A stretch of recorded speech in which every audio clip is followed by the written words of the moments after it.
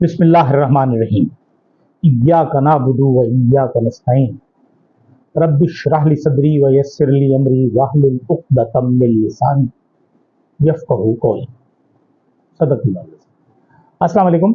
MTI TV के साथ मैं हूं एमटीआई यानी मोहम्मद तस्लीम लोधा। आज बहुत बड़ी बड़ी खबरें हैं हमारे, और सबसे बड़ी खबर तो शहीद अरशद शरीफ के बारे में है, जो कीनियन हाई कोर्ट ने फैसला पेश किया है, सुना दिया। उसमें उन्होंने कहा कि ये पुलिस की इंसानी गलती नहीं है, किसी भी तरह से इंसानी गलती नहीं है, बल्कि ये जानबूझकर कत्ल किया गया। और उसके बाद उन्होंने उसकी तहकीकात करवाने का भी हुक्म दिया, और साथ ही साथ 2,15,17 लाख रुपए उन्होंने कीनियन हुकूमत को हुक्म दिया कि वो ये रकम अरशद शरीफ के अहले खाना को दें। ये बहुत बड़ी खबर है। दुनिया भर में मुख्तलिफ ममालिक अपने जो उनके शहरी होते हैं उनकी न सिर्फ हिफाजत करती है, और उसके लिए हर मुमकिन इक़दामात भी उठाती है। जैसे रेमंड डेविस का वाक़या हुआ, उसके बाद अमेरिकन हुकूमत उसमें आई और वो अपना बंदा छुड़वा कर ले गई। हम तो वो बेवकूफ़ हैं, अहमक हैं, जाहिल हैं, अपने लोगों को पकड़ पकड़ कर दूसरे ममालिक के हवाले करते हैं। और जब कोई सहाफ़ी, जो एक इन्वेस्टिगेटिव सहाफ़ी था, अगर वो किसी हादसे का शिकार हो जाए और वो हादसा भी ना हो, वो जानबूझकर किया जाने वाला कत्ल हो, तो उसके लिए हम कोई तहकीकात नहीं कर रहे। उसमें केस दाखिल किया गया था, दावा दायर किया गया था, लेकिन बहरहाल सुप्रीम कोर्ट में उसका कोई फैसला नहीं हुआ। और ये उनके जो 2022 के अक्टूबर की बात है, उसके बाद से आज तक तकरीबन 2.25 साल हो गए हैं, वो हमारा केस जो है अरशद शरीफ के वरासा का, वो फाइलों में दबा हुआ है। और ये लम्हा फिक्रिया है हमारी हुकूमत के लिए, तो है ही, लेकिन उससे ज़्यादा बड़ा लम्हा फिक्रिया ये हमारी अदलिया के लिए भी है। और हमारी अदलिया के चेहरे पर एक बदनुमा दाग है।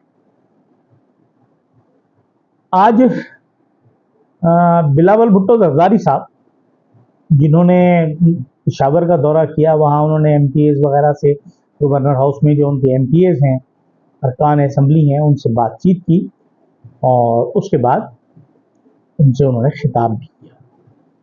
उस खिताब में जो गुफ्तगू की, उसका लुब्बे लुबाब ये था कि हम इसे देख सकते हैं, अफगानिस्तान क्यों नहीं जा सका मैं। अच्छा, फिर उन्होंने, जब वो वज़ीर ख़ारजा थे PDM-1 की हुकूमत में, तो वो अफगानिस्तान नहीं गए। उसकी उन्होंने अजीब मंतक पेश की कि वज़ीर ख़ारजा साहब हमारे फरमा रहे हैं कि मैं वहाँ इसलिए नहीं गया कि वहाँ मुलाकातों का कोई फ़ायदा नहीं था।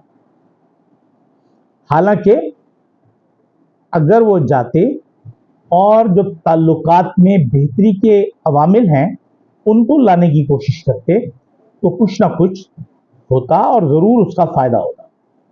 आज उन्होंने एक और बात भी की कि मैंने जो 300 यूनिट बिजली मुफ्त देने की बात की थी, वो इस कोलिशन गवर्नमेंट के लिए नहीं की थी। वो तो मैंने, जब मैं वज़ीर आज़म बनूंगा तो तब मैं वो काम करूंगा। न 9 मन तेल होगा, न राधा नाची।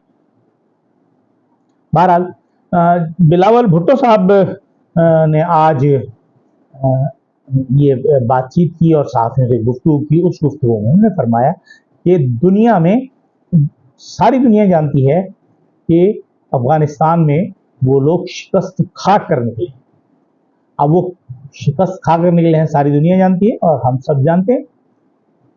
ये इदराक उन्हें आज हुआ कि अफगानिस्तान से शिकस्त खा के गई नेटो की फोर्सेस अमेरिका, और बारहा हम ये कह चुके हैं कि इस तरह के कामों में ये चलता नहीं है कि हम चित भी अपनी और पट भी अपनी। हम हर तरह से हुकूमत के साथ शामिल भी हों और वजारत भी ना लें और ये शो करें कि हम तो हुकूमत का हिस्सा नहीं है। हालांकि सारी दुनिया जानती है ये बजट आपकी इजाज़त के बगैर, आपकी आशीर्वाद के बगैर, आपके ताउन के बगैर पास हो ही नहीं सकता। अच्छा, अब शहबाज शरीफ साहब ने काबीना में जो आज कोयटा के दौरे में थे और बलूचिस्तान काबीना से खिताब किया, जिसमें वज़ीर आला भी थे, गवर्नर भी मौजूद थे। उसमें उन्होंने बड़ी पते की बात की कि ये हमारा आखिरी प्रोग्राम है IMF, और अगर हमें इसके बाद दोबारा IMF के प्रोग्राम में जाना हुआ तो ये हमारे लिए डूब मरने का मौका। यकीनन हमारी आवाम के लिए नहीं, ये हमारे उन तमाम हुक्मरानों के डूब मरने का मकाम है।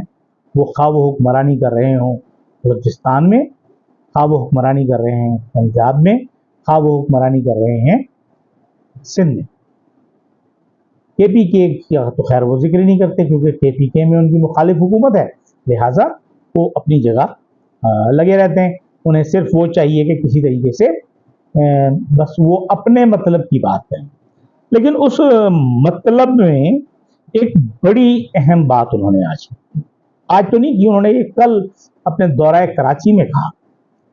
कल उन्होंने दौरा कराची में पोर्ट कासिम और कराची पोर्ट ट्रस्ट को का दौरा किया और वहाँ उन्होंने फरमाया कि हम इन इलाकों को जो है तरक्की देने के लिए इन बंदरगाहों के जरिए हम काम शुरू करना है। हालांकि दुनिया भर में हमने इंपोर्ट के लिए एक बहुत अच्छी बंदरगाह बनाई डीप सी वाटर में, और ये गहरे पानियों की बंदरगाह हवाला पोर्ट है, लेकिन वो तो उन्हें समझ नहीं आई क्योंकि वहाँ उसे आप एक्टिव इसलिए नहीं करना चाहते कि अमेरिका नहीं चाहता, और आप अमेरिका के हुक्म, इजाज़त और आशीर्वाद के बगैर कोई काम नहीं कर सकते। अब यहाँ भी वो डबल क्रॉस कर रहे हैं कि हर जगह वो चाहते हैं कि हमें फ़ायदा भी हो और हमारा नाम भी ना आए, और हम चाहते हैं कि कराची और पोर्ट कासिम से हम तिजारत ज़रूर करें। तो कराची और पोर्ट कासिम से तिजारत आप ज़रूर करें, लेकिन अगर कोई दूसरी पोर्ट है जो उनका मुतबादिल हो सकती है या मुतबादिल है, तो उसे आप क्यों इस्तेमाल नहीं कर रहे? ये सबसे अहम सवाल, क्योंकि उसके मुआशी समरात बलूचिस्तान के अवाम और बलोचों को होंगे, और जब वहाँ ये माशी समरात पहुँचने लगेंगे तो बलोच कौम जो है वो इस मुश्किल से बाहर निकल आएगी कि हम पाकिस्तान की मुखालफत करें, हुकूमत की मुखालफत करें, या हम उसमें सिर्फ कराची और पोर्ट कासिम को इस्तेमाल करते हैं। कराची और पोर्ट कासिम को इस्तेमाल करने का, उनकी जगह मुतबादिल बनाने का प्लान क्यों बना? कि एक तो वो गहरे पानियों की बंदरगाह है, दूसरा वहाँ इस वक्त तो कम से कम ये सूरत हाल है कि जहाज आता है, शिप आता है और आने के बाद वो फौरन बर्थ हो जाता है, वो अपना सामान उतारता है और सामान उतार कर चला जाता है। लेकिन चूंकि अमेरिकी साम्राज्य को ये चीज़ पसंद नहीं है, लिहाजा ये लोग किसी चीज़ से ये उनके हुक्म दुरी नहीं कर सकते। एक तरफ वो डूब मरने का मकाम कह रहे हैं अपने लिए, आप लोग डूब मरे ना चिल्लू भर पानी में, कि आप लोगों को पता नहीं है कि ये सब कुछ किया धरा आप लोगों का है। अगर आप 22 प्रोग्राम कर ले चुके हैं और अब 23वां लेने जा रहे हैं और उसके बाद अगर 24वां आएगा तो आप डूब मर जाएंगे। तो भैया आपको न सिर्फ डूब के मरने का शौक है तो आप डूब के मरें, लेकिन कम से कम उसके लिए हमारे समंदर और मीठे पानियों का इस्तेमाल ना करें। आप चिल्लू भर पानी में ही डुबकी लगाएं और फंदेलमा हो जाएं। दूसरी तरफ आज सुप्रीम कोर्ट ने एक केस जो था जुल्फिकार अली भुट्टो साहब का कि उन्हें गलत फांसी दी गई, उन्हें गलत सजा सुनाई गई, आज उन्होंने तमाम मुद्दा डाल दिया उन जजेस पर और ये कह दिया कि वो जजेस चूंकि मार्शल लॉ के तहत काम कर रहे थे, उन्होंने हलफ उठाया हुआ था, लिहाजा वो फैसला नहीं कर सकते थे। मेरी गुजारिश है 10 बस्ता अपने चीफ जस्टिस साहब से भी और तमाम मुहतरम जजेस से भी कि जनाब आप और कुछ ना करें, ये जो लोग उसमें शामिल थे वो मौलवी मुश्ताक हों, वो जनरल ज़ियाउल हक हों या कोई और, इन तमाम के खिलाफ केस चलाएं और इन्हें अलामती सजा दे दें। कम से कम उससे ये तो होगा कि आइंदा कोई ताले आजमा इस तरह की हिम्मत नहीं करेगा, जुर्रत नहीं करेगा। लेकिन अगर आपने पाकिस्तान को तरक्की देनी है और 23वें 24वें प्रोग्राम में जाना है, जाना नहीं चाहते, तो आपने जो कुछ करना था वो आपने कर लिया। ये काम बिजली के बिलों से नहीं होगा। 17.5 अरब डॉलर का फायदा आप देते हैं अपनी अशराफिया को, अपने खानदान को, यानी खानदान से मुराद क्योंकि वो भी अशराफिया में शामिल हैं और आसिफ जरदारी साहब भी अशराफिया में शामिल हैं, तो वो अपने और अपने खानदान और अपने हमपल्ला लोगों को तो फेवर करते हैं। 17.5 अरब डॉलर सालाना, ये कोई छोटा अमाउंट नहीं है। लेकिन हम तो अर्ज जीते थे मैं और कहते थे हाँ, रंग लाएगी हमारी फाका मस्ती एक दिन। इजाजत दीजिए, अल्लाह हाफ़िज़।